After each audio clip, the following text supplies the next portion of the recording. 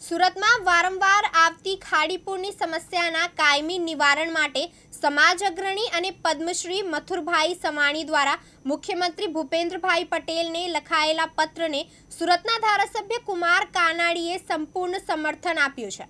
કાનાણીએ મુખ્યમંત્રીને એક પત્ર લખી મથુર સવાણી દ્વારા સૂચવેલા ખાડી ડાયવર્ટ કરવાના પ્લાન પર તાત્કાલિક સર્વે કરી શક્યતા તપાસી અને જો શક્ય હોય તો યોજનાને અમલમાં મૂકવા ભલામણ કરી છે। કાકા એક પત્ર લખ્યો છે ખાડીપુરને લઈને। આપણે સૌ જાણીએ છીએ કે સુરતની અંદર દર વર્ષે અતિ વરસાદને કારણે ખાડીપુર આવે છે। લાખો લોકો સુરત શહેરના પ્રભાવિત થાય છે અને ખાડીપુરમાંથી કેવી રીતે બચી શકાય એનું પ્લાનિંગ ઉદ્યોગપતિ શ્રી મથુરભાઈ સવાણીએ આપ્યું છે અને એ પત્ર એણે મને પણ મોકલ્યો છે। પત્ર વાંચ્યા પછી મને એવું લાગે છે કે જો આ પ્લાનિંગ પ્રમાણે કામ થાય અને શક્ય હોય તો ખાડીપુરનો જો પ્રશ્ન હલ થતો હોય તો વહીવટી તંત્રએ તાત્કાલિક ધોરણે આને સર્વે કરાવવું જોઈએ અને સર્વે કર્યા પછી જો આ વાત યોગ્ય લાગતી હોય અને ખાડીનો પ્રશ્ન હલ થતો હોય તો હું માનું છું કે યુદ્ધના ધોરણે કામ હાથ પર લઈ અને લાખો લોકોને જે પ્રભાવિત થઈ રહ્યા છે એને એમાંથી મુક્તિ આપવી જોઈએ। કેટલું નુકસાન કાકા, કેટલા લોકો પ્રભાવિત થતા છે, કેટલી મુશ્કેલી?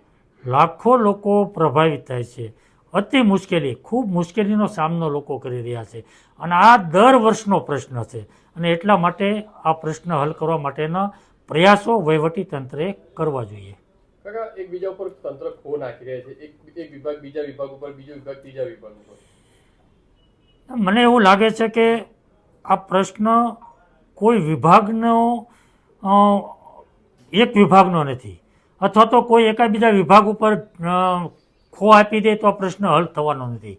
આ પ્રશ્ન હલ કરવા માટે એક ચોક્કસ પ્રકારની કામગીરી કરવી પડે।